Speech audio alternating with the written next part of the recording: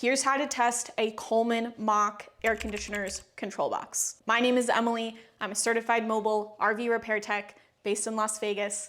This is RV Repairwoman. All you're gonna need today is a multimeter, some needle nose pliers, and some chutzpah.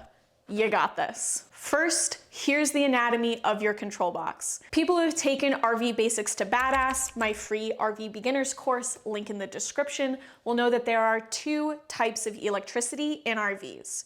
AC power and DC power. This half of the control box is all of the DC power.